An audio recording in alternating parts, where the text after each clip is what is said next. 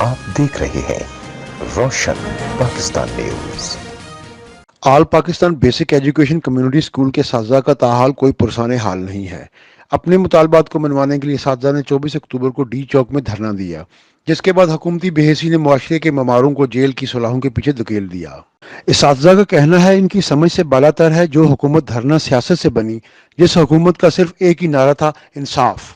آج یہ حکومت بھی سابقہ ادوار کی حکومتوں کی طرح ہمارے جائز مطالبات پورے نہیں کر رہی، بلکہ ہمیں لالی پاپ دیا جا رہا ہے۔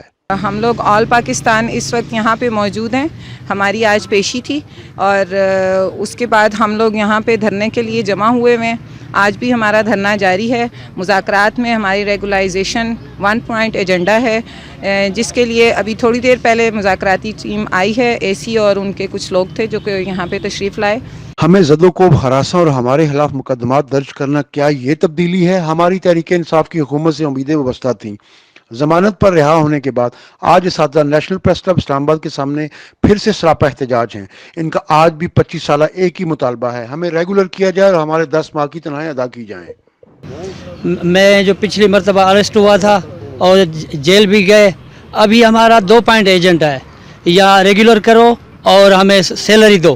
یہ حکومت کی بھول ہے کہ ہم ڈر جائیں گے، سینٹرل جیل سے جانے سے ڈر جائیں گے۔ Naimat Ullah secretary all Pakistan basic education community school نے اے سی رورل کے اقدام کو سراہتے ہوئے کہا ہے کہ ہم پیر کے روز تک انتظار کریں گے، کیونکہ 10 ماہ کی جدوجہد سے سوائے جھوٹی تسلی کے ہمیں کچھ نہیں ملا۔ آج ہمارا جو اسٹرائک تھا، مظاہرہ تھا پریس کلب میں، اس لیے تھا کہ پچھلے 24 تاریخ کو ہمارے جو ٹیچر اریسٹ ہوئے تھے اپنے مطالبات کے لیے، جو دھرنا دیا تھا ڈی چوک پہ، ان کے خلاف مطلب ہمارا یہاں پہ احتجاج ہوا تھا، اور اس احتجاج میں کے لیے آج اے سی عبداللہ صاحب جو اسلام آباد تھا وہ آئے، ان کے ساتھ ہمارے مذاکرات ہوئے، اور وہ کہہ رہے کہ آپ لوگ مطلب ہمیں یہ جو 3 مطالبات ہے کہ ریگولائزیشن کا مسئلہ ہے، یہ ایف آئی آر خارج کرنا ہے، اور ان کے جو سیلری کا مسئلہ ہے یہ ہم حل کر کے دیں گے، اور آپ لوگ جو ہے اپنا پروگرام کو ختم کر دو۔